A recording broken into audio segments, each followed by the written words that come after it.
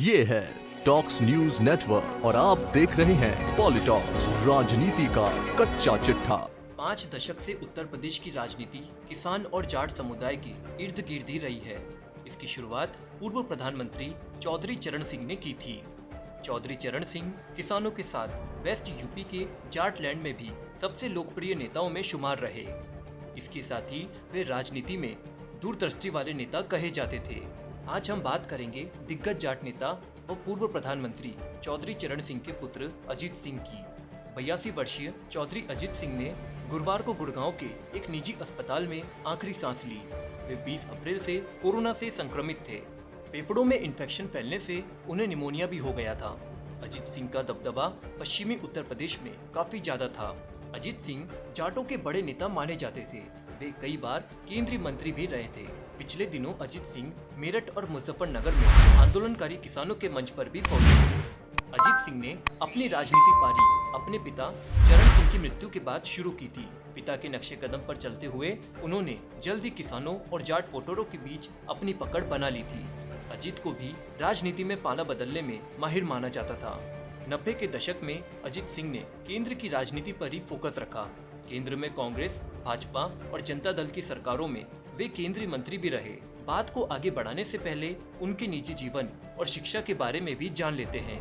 अजीत सिंह का जन्म 12 फरवरी 1939 में मेरठ के बडोला गांव में हुआ था।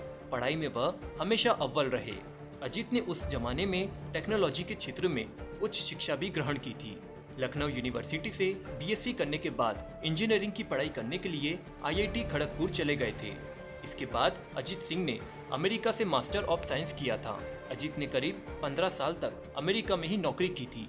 पिता के खराब स्वास्थ्य के चलते अजीत सिंह अमेरिका से नौकरी छोड़कर भारत आ गए। इसके बाद उनके पिता चौधरी चरण सिंह ने अजीत सिंह को लोक दल की कमान सौंप दी।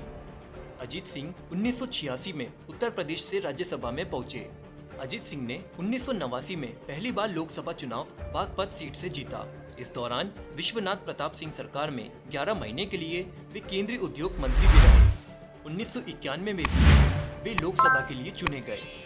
1997 में वह जीते, लेकिन 1998 में अजीत सिंह बागपत से ही चुनाव हार गए। उन्हें बीजेपी के नेता सोमपाल शास्त्री ने हरा दिया। इसके बाद अजीत सिंह ने अपनी नई पार्टी राष्ट्रीय लोकदल बनाई। उसके बाद 1999, 2004 और 2009 का चुनाव जीते और अटल सरकार के साथ ही मनमोहन सरकार में केंद्रीय नागरिक उड्डयन मंत्री भी रहे। यहाँ हम आपको बता दें कि पूर्व प्रधानमंत्री चौधरी चरण सिंह के इकलौते बेटे अजीत सिंह का राजनीतिक करियर का आखिरी समय बहुत ही मुश्किल भरा रहा। 2014 में भाजपा और नरेंद्र मोदी की लहर के बाद वो लोकसभा सांसद का चुनाव तक नहीं जीत पाए। उनकी राजनीति जीवन का पिछला एक दशक सबसे बुरा दौर रहा। 2014 में उन्हें बीजेपी के उम्मीदवार और मुंबई के पूर्व पुलिस कमिश्नर सत्यपाल सिंह से मात मिली थी। इसके बाद 2019 में उन्होंने मुजफ्फरनगर से लोकसभा चुनाव लड़ा था, लेकिन संजीव बालियान से हार का सामना करना पड़ा। इसके बाद उनकी पार्टी राष्ट्रीय लोकदल के सितारे भी गर्दिश में आ गए। वर्ष 2014 और 19 के लोकसभा चुनाव में उनके पुत्र जयंत चौधरी को मथुरा से फिल्म अभिनेत्री और भाजपा की प्रत्याशी हेमा मालिनी के हाथों बुरी तरह हार का सामना करना पड़ा। हालांकि मोदी सरकार के तीनों कृषि कानूनों के खिलाफ चल रहे किसान आंदोलन में अजीत सिंह की आरएलडी को फायदा मिला और पिछले दिनों उत्तर प्रदेश में संपन्न हुए जिला पंचायत के चुनाव में राष्ट्रीय लोकदल ने शानदार प्रदर्शन किया। लेकिन अपनी पार्टी के सूर्य के दोबारा पूरा उदय होने से पहले ही कोरोना रूपी राक्षस ने उन्हें अपने आगोश में लेकर छीन लिया।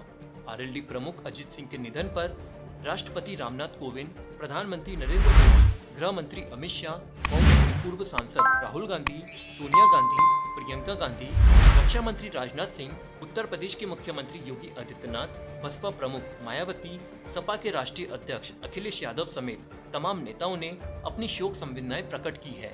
पॉलिटॉक्स ब्यूरो, दिल्ली। ये है टॉक्स न्यूज नेटवर्क और आप देख रहे हैं पॉलिटॉक्स, राजनीति का कच्चा चिट्ठा।